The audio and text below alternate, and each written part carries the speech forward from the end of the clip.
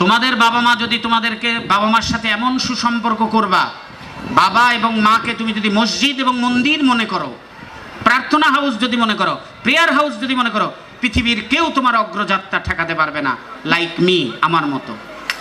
আমি আশা করি আজকের এই মিলন মেলা সুন্দর হোক, সার্থক হোক, এবং আপনারা যারা এখান থেকে যাবেন রাজশাহী শহরে, একটু যাবেন রাজশাহী শিক্ষা বোর্ডের সচিবের রুমে এক কাপ চা খাওয়ার জন্য, কারণ আমি সরকারি পয়সায় এক কাপ চা ছাড়া বিস্কিট খাওয়ানোর মতো আমার অ্যাবিলিটি নাই।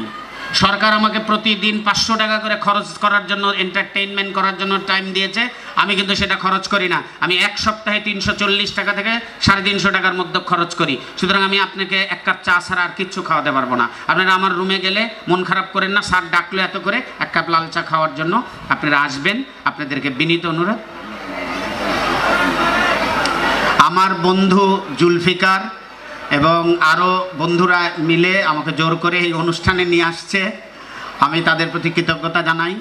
আপনাদের এই পালসা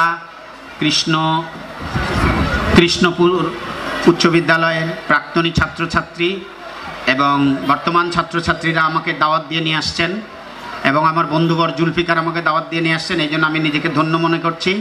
এবং আপনাদের সাথে আবারও দেখা হবে। আমি এই এলাকায় তো ভালো স্কুল কলেজ আছে আমি জানি না, তো আমি আসব, এবং আপনারা আমার জন্য দোয়া করবেন যেন আমি আমার নীতিতে অটল থাকি, এবং আমি যেন নীতিতে কঠোর থাকি, এবং আমার যে অবস্থানটা আপনারা বোর্ডে গেলে বুঝতে পারবেন যে রাজশাহী বোর্ডের সচিব কী, তখন আপনি জানবেন এবং আপনাদের গর্বে বুক ভরে উঠবে যে বোর্ডের সব অফিসারের বাড়ি আছে, 2.5 বছর চাকরি করছে, উনি বাড়ি করতে পারেননি।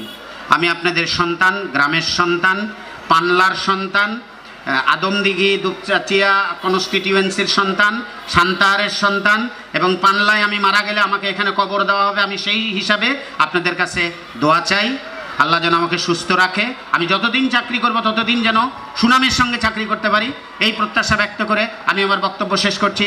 জয় বাংলা, জয় বঙ্গবন্ধু, বাংলাদেশ চিরজীবী হোক।